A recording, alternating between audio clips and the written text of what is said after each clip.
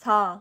고구려 발해학회는 왜 역사 침탈, 동북공정은 끝났다라는 말을 거부하는가?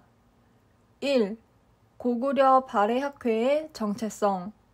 편집위원회에서 게재 불가로 판정하자 글쓴이는 바로 편집위원 전원과 역대 이사장과 회장에게 앞뒤 사실을 자세히 설명하고 이어서 공개 토론회를 요청하였으나 편집위원회가 받아들이지 않았다.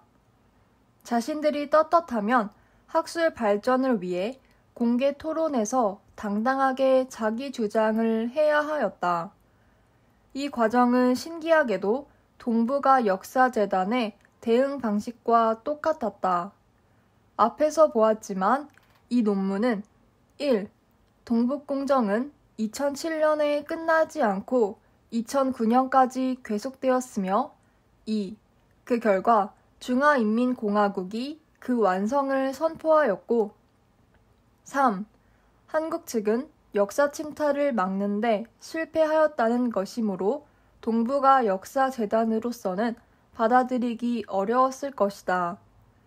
그런데 국가 예산으로 연구한 단체가 아닌 순수 학술 단체인 고구리 발해학회에서도 왜 똑같은 반응이 일어나는가? 그래서 이달에 배달된 논문집을 열어 고구리 발해학회 편집위원과 학술위원을 보고 그 이유를 알 수 있었다. 학회 임원, 편집위원, 학술위원회, 동북아 역사재단 소속 연인원이 무려 11명이나 포진하고 있었다.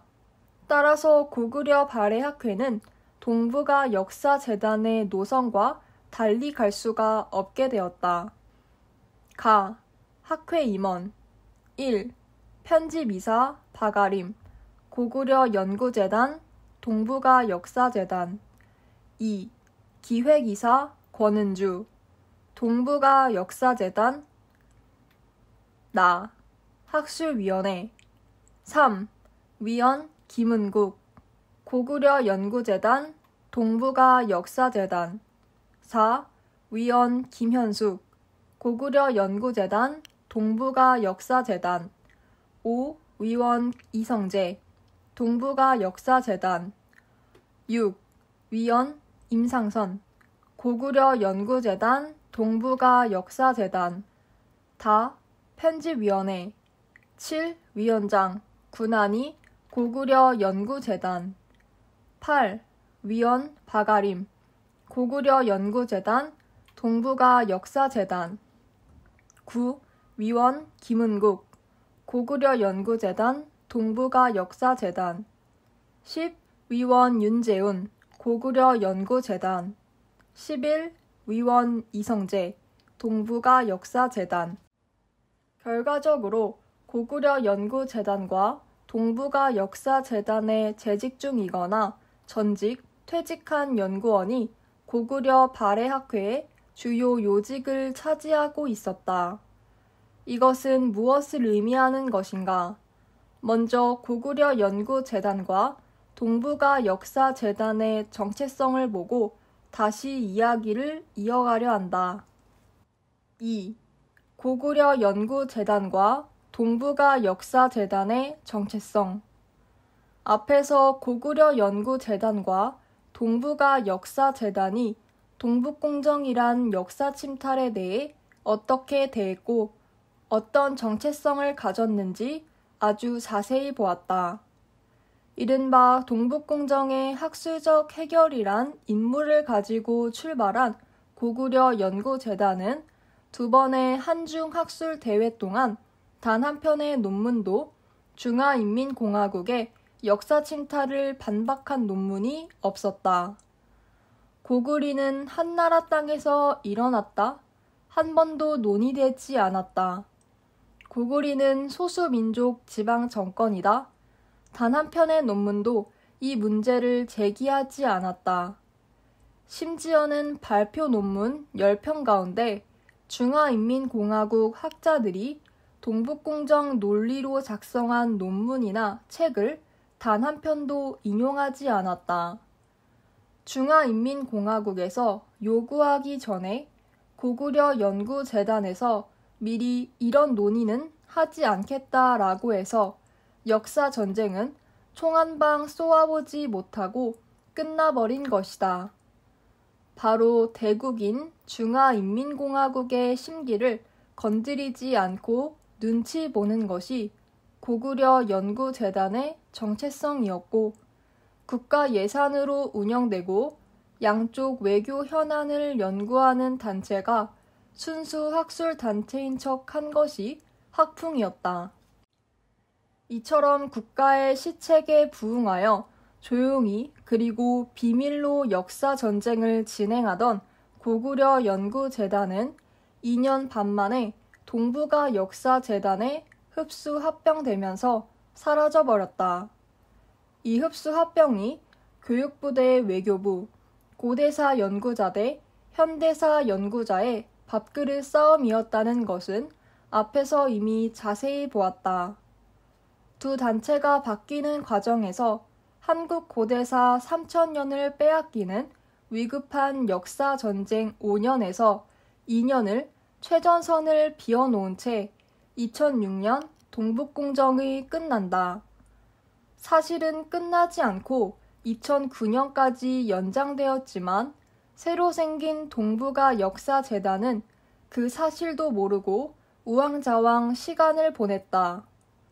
연장한 2007년과 2008년 두 번 한중 학술 회의를 했지만 국지전에서 탱크 싸움 좀 하는 사이에 2009년 중화인민공화국은 승리를 자축한다.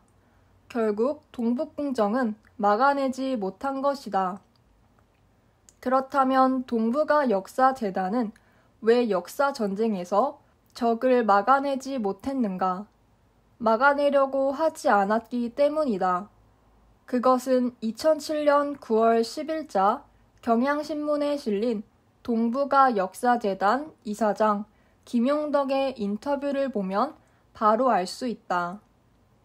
중화인민공화국의 역사 침탈을 막으라고 이사장 자리에 앉혔는데 아군인 우리나라 국민의 무지한 역사 이해와 흥분을 막는 것이 목적이라고 하였다.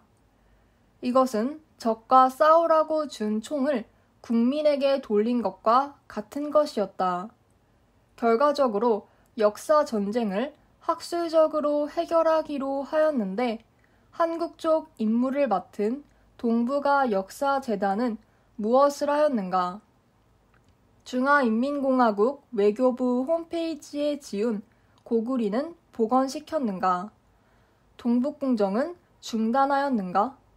아무것도 바뀐 것 없이 동북공정은 무난히 2009년 성공적 완결을 선포한다. 동북아 역사재단의 역할은 초대 이사장이 아주 명확하게 정의하였고 그 뒤 충실하게 이행하였다.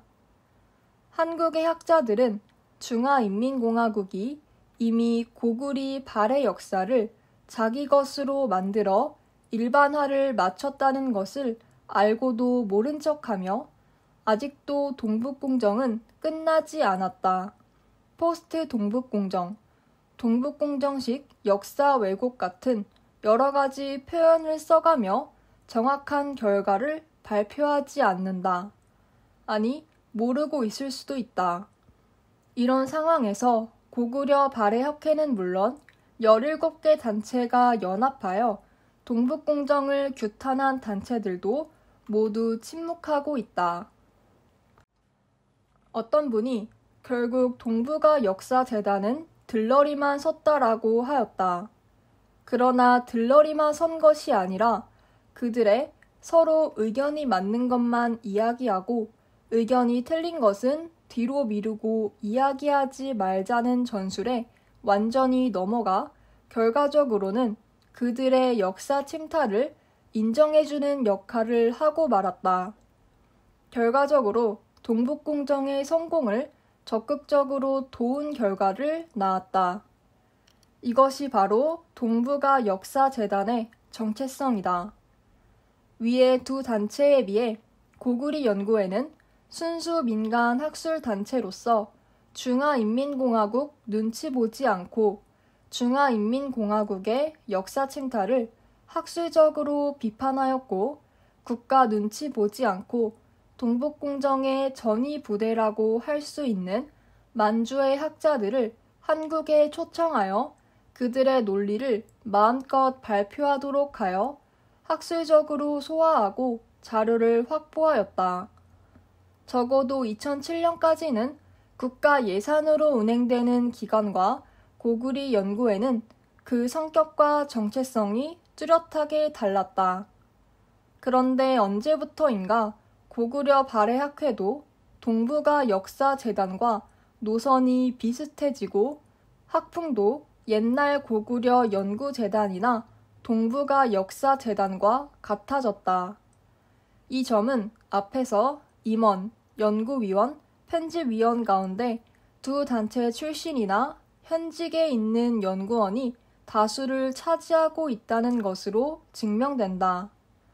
지난 12월 글쓴이가 전국 고구리 발해 학자 대회에서 동북공정 보고를 한 뒤 고구리 발해학회 회장이 우리는 중국과 러시아와 앞으로 협력을 해야 하므로 앞에 나설 수 없다라고 하였을 때도 속으로는 학자들이나 학술단체도 이미 중화인민공화국의 눈치를 보는구나 하고 적이 놀랐지만 고구리 연구의 장래를 위해 그런 것이라고 이해하려 하였다. 그러나 이번 논문 사태를 계기로 분석해본 결과 단순한 게재 불가 문제가 아니고 고구리 발해학회의 정체성과 앞으로 고구리 발해 연구를 이끌어갈 연구자들의 학문적 자세와 연구 풍토에 근본 문제가 있다는 것을 알았다. 3. 고구려 발해학회 편집위원장의 정체성. 고구려 연구재단의 산파 편집위원장과 동북아 역사재단 핵심 연구원. 글쓴이는 1994년 고구리 연구회를 창립하여 2004년까지 기틀만 마련하고 회장직에서 물러났다. 그러나 국제학술대회 때문에 생긴 법인의 빚이 1억이나 되어 그 빚을 다 갚은 2007년까지 법인 이사장직은 맡고 있다가 고구리 발해학회가 되면서 한규철 교수에게 넘겼다. 그리고 3년간 입사한 뒤 내려와서도 2016년까지는 학회 활동에 전혀 참여하지 않았다. 그러다가 2017년부터 통일 뒤 코리아의 나라 이름과 동북공정 백서를 쓰기 위해 학회지에 논문을 투고하곤 하였지만 그 운영에 관해서는 관심도 없었고 알 수도 없었다. 그런데 이번 논문 게재 불가 사태를 맞아 학회 임원진과 편집위원회를 분석해 보았다. 그리고 편집위원장과 편집위원 가운데 현재 동북아 역사재단에 근무하는 위원을 보고 내 논문을 실을 수 없었던 까닭을 알 수 있었다. 먼저 군한이 편집위원장부터 보겠다. 군한이는 1987년 서울대학교 역사교육과를 졸업하고 같은 해 서울중등학교에서 교편을 잡는다. 10년 뒤인 1997년 2월 한국교원대학교에서 한국고대사로 석사 학위를 받고 9월부터 교육부 전문직인 교육연구사로 들어간다. 그리고 교육부에 근무하면서 박사과정을 마치고 2003년 한국교원대학교에서 박사 학위를 받는다. 1. 1997년 9월에서 2003년 9월 교육인적자원부 교육연구사. 2. 2003년 8월 한국교원대학교에서 박사 학위. 3. 2003년 9월에서 2005년 8월 고구려 연구재단 연구원. 그런데 KCI 이력에는 박사 학위를 받은 즉시 2003년부터 2년간 고구려 연구재단 연구원으로 근무하였다고 기록하였다. 고구려 연구재단은 2004년 3월 1일 출범하고 4월 24일에 1차 이사회를 열어 50억 6천만 원의 예산 책정을 의결한 뒤 5월 22일에는 연구직 17명을 뽑았다. 그리고 군안이가 동아시아 민족관계사 전공으로 연구원에 뽑힌다. 그러므로 이력 3은 이렇게 고쳐야 한다. 3. 2004년 5월 22일에서 2005년 8월 고구려 연구재단 연구원. 아직 고구려 연구재단이 생기지도 않고 한 명의 연구원도 없는데 혼자 9개월을 연구원으로 있었다고 한 것은 말이 안 된다. 연구원 이력은 1년 2개월이 전부다. 그렇다면 왜 고구려 연구재단 이력을 9개월이나 부풀렸을까? 그것은 훗날 교수 임용에 필요한 연구 경력을 늘리기 위해서라고 봐야 한다. 그러므로 만일 정신문화연구원에 임용되었을 때 고구려 연구재단 경력을 2년이라고 했다면 허위 기재가 된다. 2003년 9월부터 동북공정이 알려지기 시작하였다. 그러나 초기에는 교육부에서 한일 역사 공동연구 연구회 실무진들이 동북공정을 맡아서 대응하였고 고구리 연구회와 공동으로 12월 17일 학술 발표에 고구리는 중화인민공화국사, 중화인민공화국의 논리는 무엇인가를 개최할 때까지 군안이는 보지 못하였다. 아마 아무리 빨라도 새로운 교육부 장관이 부임한 12월 24일 이후일 것이다. 그렇다면 2004년부터는 고구려 연구재단을 설립하는데 김정배를 비롯한 고대사 연구자 팀과 고구려 연구재단 설립을 위해 함께 뛰었다고 볼 수 있다. 그때는 모든 비용과 정책 방향을 교육부와 상의해야 하고 심지어 연구원 모집 광고도 교육부 이름으로 내보냈는데 이 모든 것을 담당한 것이 군안이었다. 그러니까 자기가 낸 모집 광고에 따라 자신이 고구려 연구재단 연구원으로 뽑히는 일이 벌어진 것이다. 전체적인 이력으로 볼 때 2004년 5월 22일 고구려 연구재단 연구원에 스스로 뽑힌 것처럼 연구원 이력을 만들었지만 실제로는 대외협력실장으로 국제회의 같은 일을 맡아서 하지 연구할 틈도 없었다. 연구원으로 있는 동안 2004년에 한일 발해사의 연구 성과와 향후 과제, 소수민족 문제 차단 국가 안정정책, 중국의 고구려사 왜곡과 문제점 같은 2편을 발표하였는데 후자는 저널에 실은 간단한 글이고 지방사학지 청남사학에 실린 논문은 내용을 검토하지 못하였지만 KCI급에 실릴 정도 수준이 못 되는 것은 확실하다. 연구원 신분처럼 기록하였지만 교육부 소속이었을 가능성이 크다. 왜냐하면 고구려 연구재단이 설립된 지 1년 뒤 청와대에 바른역사 기획단을 세워 동북아 역사재단 설립을 추진하는 9월이면 이미 고구려 연구재단 흡수 합병 문제가 대두된다. 그러자 군안이는 바로 교육부에 복귀하여 이전에 교육연구관 신분이 된다. 만일 교육부에 사표를 내고 고구려 연구재단 연구원으로 활동했다면 1년 만에 바로 다시 교육부 제자리로 갈 수 없고 고구려 연구재단에 사표를 내고 다시 교육부에 들어가야 한다. 그러므로 고구려 연구재단 연구원 2년은 만들어낸 이력이라고 볼 수 있고 그 가운데 9개월은 허위 이력이라고 볼 수 있다. 4. 2005년 9월에서 2008년 2월 교육인적자원부 교육연구관. 5. 2008년 3월에서 2009년 2월 덕수중학교 교감. 2년 반 동안 교육인적자원부에서 근무하다 2008년 덕수중학교 교감으로 나간다. 그런데 이때 삶의 전환기를 맞을 구세주가 나타났으니 바로 고구려 연구재단을 함께 설립해 1년 반 동안 고구려 연구재단을 끌어가던 김정배가 정신문화연구원 원장으로 부임한 것이다. 그리고 2009년 3월 정신문화연구원 교수가 된다.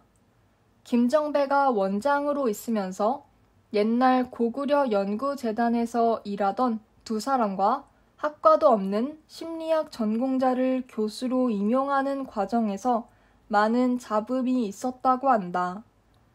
하나 분명한 것은 김정배가 없었으면 군한이는 교수가 될 생각도 안 했고 교수가 될 수 없었다고 볼 수 있다. 교육부와 고구려 연구재단, 고구려 연구회는 시민단체. 앞에서 고구려 연구재단이 고구려 연구회를 어떻게 대했는지는 자세히 보았다. 고구려 연구회에는 일체 예산 지원을 하지 않았고 고구려 연구회 행사 때 고구려 연구재단 이사장의 축사를 요청하였으나 한 번도 응하지 않았으며 2,000개 단체 가운데 하나라고 의도적으로 무시하였다. 경쟁 상대로 본 것이다. 그 가운데 교육부에서 파견된 군한이는 당시 대외협력실장과 직접 관련되는 사건 하나만 더 소개한다. 고구려 연구재단 안내 책자 이사회 명단을 보면 서길수는 고구려 연구회 회장, 시민단체 대표라고 되어 있다. 재단이 창립된 지 반년이 지나 새로운 안내 책자에도 똑같은 잘못을 반복해 정식으로 공문을 보내 해명을 부탁했다. 답은 이렇다. 재단 이사진 구성은 재단 설립 이전, 설립 준비 단계에서 이루어진 것입니다. 따라서 이사님의 재단 이사진 참여 분야를 시민단체로 정한 것은 우리 재단의 의사가 아니며 교육인적자원부에서 정한 것으로 알고 있음을 알려드립니다. 자기들의 잘못이 아니라는 것이다. 아무리 그렇다고 하더라도 처음 보는 사람도 아니고 뻔히 아는 사실을 아무렇지 않게 잘못 기재할 수 있는가 하는 생각이 들어 다시 교육부에 질의를 하였다. 4. 고구려 연구회는 학진이 등록된 정식 학회이고 학술지인 고구려 연구도 17집이나 나와 학술지의 등재 후보지입니다. 그런데 그런 고구려 연구회가 어떻게 시민단체가 되었는지요? 참고로 서길수 회장은 어떤 시민단체에도 참여하고 있지 않습니다. 교육인적자원부의 대답은 착오가 아니라 착오를 한 것 같다였고 정정하겠다가 아니라 정정될 수 있도록 하겠습니다 같은 매우 모호한 대답을 하였다. 귀회에서 제기한 고구려 연구재단 안내 책자 내용건은 고구려 연구재단 설립 당시 각계의 대표로 이사진을 구성하고 이사진의 대표 분야를 참고로 표기하는 과정에서 착오가 있었던 것으로 보이며 문제가 있는 부분은 고구려 연구재단과 협의하여 조속히 정정될 수 있도록 하겠습니다. 교육부에서 고구려 연구재단 설립을 준비하고 이사진을 구성하며 모든 일을 맡아서 한 당사자가 군한이었고 이 문제가 생겼을 때도 고구려 연구재단에 파견 나온 교육부 직원이었다. 그러므로 고구려 연구재단에서도 확인할 때 군한이가 대답했을 것이고 교육부 쪽 공문도 대답할 수 있는 사람은 군한이밖에 없었다. 그 밖에 고구려 연구재단이 고구려 연구회를 어떻게 취급했는지 앞에서 잘 보았고, 그때 고구려 연구재단에서 가장 중요한 업무를 맡은 3명의 실장 가운데 가장 강력한 힘을 가진 대외협력실장이 바로 군안이다. 결국 군안이는 자기가 시민단체라고 깎아내린 고구려 발해학회에서 편집위원장까지 맡았고, 이번 글쓴이의 논문 사건도 총책임자였다. 이전 교육부와 고구려 연구재단의 사대주의 어용 태도가 고구려 발해학회 심층부를 차지한 것이다.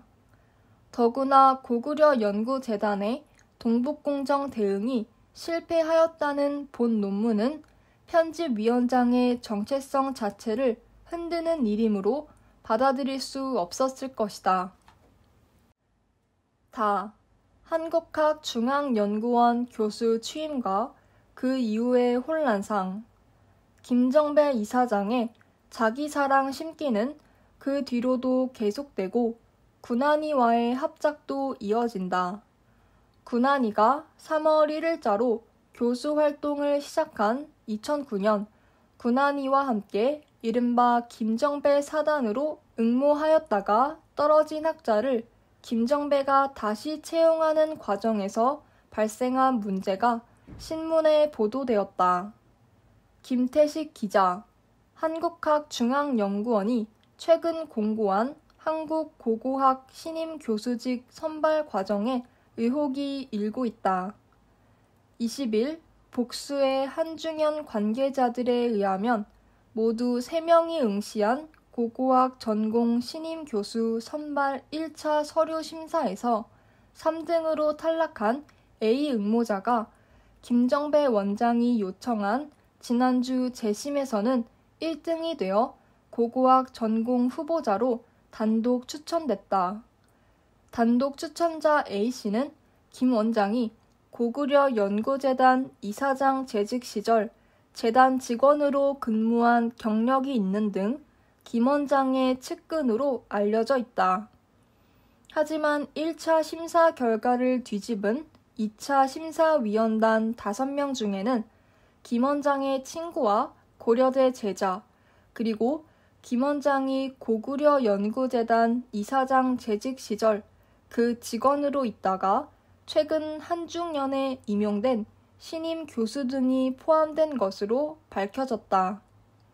한중연 한 내부 인사는 이는 누가 봐도 김 원장이 자기 사람을 심기 위해 심사위원까지 자기 사람으로 구성한 것이며 실제 재심 결과도 그렇게 됐다고 비판하였다.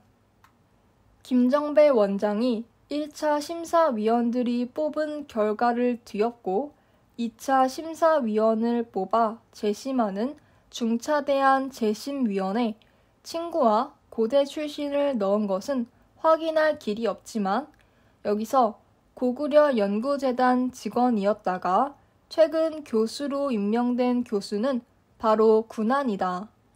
채용된 지 2달밖에 안 된 신임 교수가 신문의 날만큼 크게 문제가 된 교수 임용 재심위원이 된다는 것 자체가 객관적으로 말이 안 되는 일이지만 고고학 전공도 아닌 사람이 고고학을 뽑는 재심위원이 된다는 것도 정상적인 것이 아니다. 본인으로서도 나서서는 안 되는 일이었다. 그러나 이른바 김정배식 배를 타고 고구려 연구재단에서 한중학술회의를 목적과 전혀 다르게 이끌어간 쌍두마차로서 이런 정도의 비난이나 논리적 하자는 아무것도 아니고 눈 하나 깜짝하지 않고 해낼 수 있는 무적의 팀이었다.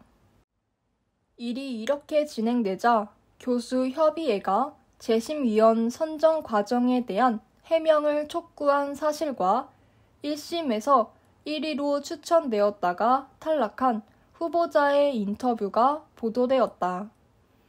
1심에서 1위로 추천됐다가 재심에서 완전 탈락한 B씨는 내 전공인 요서지역 청동기 시대라든가 그 이전 신석기 시대가 언제부터 중국 고고학이 되었느냐고 반문하면서 요서지역 선사시대가 중국사의 영역이 아니라는 점은 다른 누가 아니라 김원장이 고구려 연구재단 이사장 재직 시절 동북공정을 비판하면서 누누이 강조하던 사항이라고 비판하였다.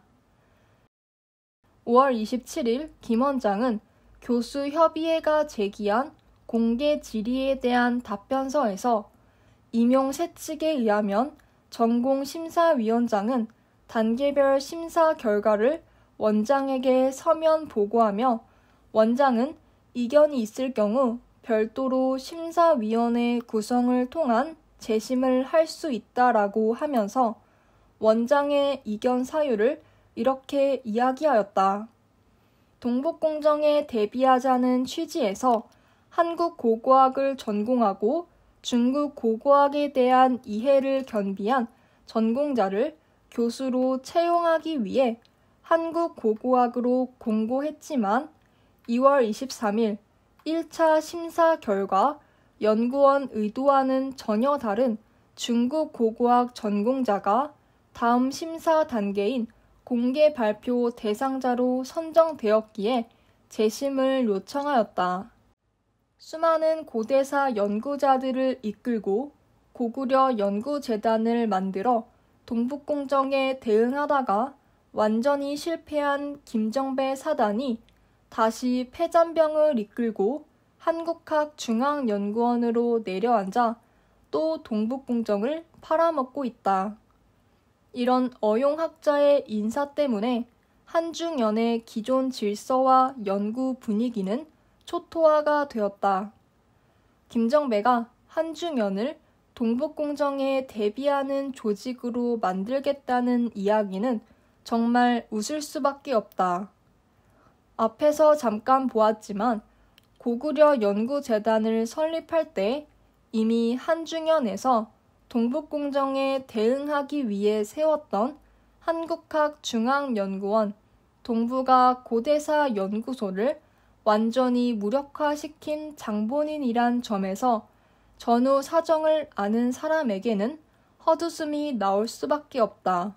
이 문제는 결국 법적인 문제로 비화하여 김정배 이사장의 재량권 남용이라는 법원 판단이 나왔다. 수원지법 민사 5부는 교수 선발 과정에서 탈락한 A씨가 한중연을 상대로 낸 교수 선임 효력 정지 가처분 신청을 받아들여 교수 선임 결정 무효 확인 소송에 판결 확정 때까지 A씨를 후보자에서 제외해서는 안 된다고 결정하였다고 14일 밝혔다.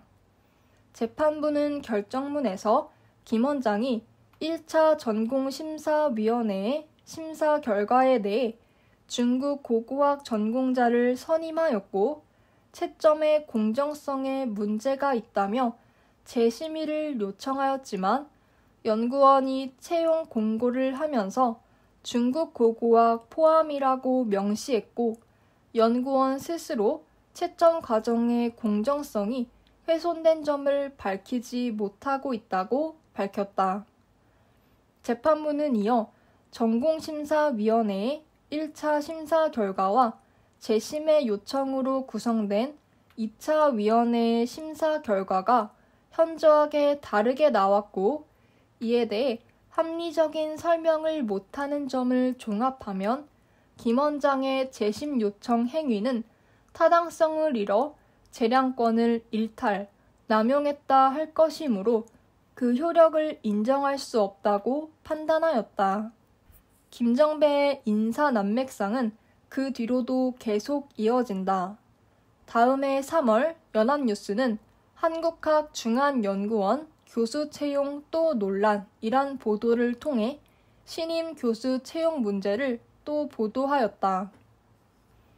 한중연 박홍기 교수는 2일 한중연 홈페이지 게시판에 올린 한중경제사 신임 교수 초빙과 관련하여 라는 글을 통해 지난 1일자로 최종 임용자로 발령난 경제사 신임 교수 채용에 의혹이 있다고 주장하면서 그 배우로 김정배 원장과 이서행 부위원장을 지목하였다. 그러면서 박 교수는 신임 교수 심사위원들의 채점 결과를 공개하고 나아가 그 자신은 1등과 2등을 89점 차이로 벌려 놓았는데도 그것을 뒤집고 2등을 채용하게 한 사람과 공개 토론을 하게 해달라고 요구하기도 했지만 김 원장이 묵살하였다고 주장하였다. 경제사 전공뿐만 아니라 같이 채용 공고를 낸 불교 미술사 교수 채용 과정 또한 논란에 휘말렸다. 이 분야에 모두 3명이 지원했지만 심사위원회가 대상자 없음으로 판정하는 바람에 채용이 무산되었다. 한중현과 미술사학계 주변에서는 지원자 중 특정인이 내정됐다는 소문이 돌고 있지만 한중현 측에서는 그런 일은 있을 수 없다고 부인하고 있다. 그렇다면 과연 김정배와 군한이는 동북공정을 막는데 무슨 성과를 냈는가? 한국 학계에서는 이미 2007년 동북공정이 끝났다고 보았는데 성과 이전에 무슨 전략이나 노력이 있었겠는가? 더구나 이런 작태를 벌이고 있는 2009년은 중화인민공화국에서 동북공정이 성공적으로 완료되었다는 것을 선포한 해이다. 이런 사실도 모르는 김정배 군한이 사단이 무엇을 대비하였겠는가? 대비라는 것은 미리 막는 것인데 동북공정이 끝난 2009년에 자기 개인의 사욕을 채우기 위해 동북공정을 써먹고 있었다는 점에서 분노마저 느낀다. 김정배가 원장으로 부임하기 이전 한중현 한국사학과에서 고대사 전공자 정원은 1명으로 강인구에 이어 2003년부터 신종원이 뒤를 이었다. 그러므로 한국 고대사를 새로 뽑을 이유가 없었다. 그러므로 김정배는 해외 교과서를 검토할 역사 교육 전공자가 필요하다는 구실로 새로운 채용 공고를 낸 것이다. 앞에서 보았지만 군한이는 한국교원대학에서 역사 교육으로 학위를 받았으므로 표적 채용이라는 것을 알 수 있다. 한중현은 사범대학이나 교육대학원이 있는 교육연구기관이 아니므로 역사교육 전공자가 결국 한국사학과에 소속되었다. 동북공정을 대비한다는 목적으로 표적 채용한 고고학 전공자도 결국은 한국사학과에 소속되어 고대사 전공자가 3명으로 늘어버렸다. 이러한 기형적인 한국 고대사 전공자 구성 때문에 교수와 학생들 사이에 엄청난 혼란을 일으켰다고 한다. 이처럼 한중현을 장악했던 김정배는 2011년까지 원장으로 있으면서 군한이가 한국학중앙연구원에서 자리를 잡도록 많이 도왔다. 그 뒤 김정배가 국사편찬위원회 위원장이 되어 2005년 국정교과서 집필에 앞장서자 전국의 교수들이 일어나 반대하였다. 이때 한국학중앙연구원에서 가장 먼저 국정교과서 문제를 들고 일어나 반대 성명을 주도하였던 사람이 군한이었다고 한다. 자기를 심어준 전 원장에 대해서 소신을 가지고 자기 주장을 할 수 있지만 자신을 그 자리에 있게 한 사람을 반대하는데 가장 앞장서서 다른 학자들을 설득하고 다니는 것을 보고 많은 사람이 섬뜩함을 느꼈다고 한다. 군한이로서는 채용 때 전공이었던 역사 교육과 학과에 필요한 고대사 2가지 연구를 계속해야 할 입장이다. 2009년 이후 확인 가능한 군한이의 논문은 모두 25편으로 그 가운데 14편이 발해와 관련된 논문이고 11편이 역사 교육에 관한 논문이다. 발해 관련 논문은 14편 가운데 역사교육학회, 한국사회교과교육학회, 한일관계사학회 등에 투고한 논문들은 역사교육이나 한일관계사에 가깝고 전문적으로 발해사를 다룬 논문은 10편 안팎인데 그 가운데 7편을 고구려 발해 연구에 실었다. 군안이가 고구려 발해 연구를 장악해야 할 이유다. 이런 면에서 2021년 12월 발행한 고구려 발해 연구 71집에서 자기 논문을 싣고 서기수 논문을 탈락시킨 것은 탈락률을 높이기 위한 단순한 목적일 수도 있다. 고구려 발해학회가 이처럼 자신의 영달을 위해서는 무자비하게 주변을 황폐화시키고 세력을 장악하는데 수단과 방법을 가리지 않는 세력에 휘말려 들어갔다는 것은 고구려 발해학회의 정체성을 위해서 참으로 불행한 일이다. 글쓴이는 논문이 통과되거나 안 되거나 개인적인 피해는 없지만 만일 진급이나 재임용을 앞둔 학자가 갑자기 이렇게 게재가 불가되었을 때 어떻게 되겠는가?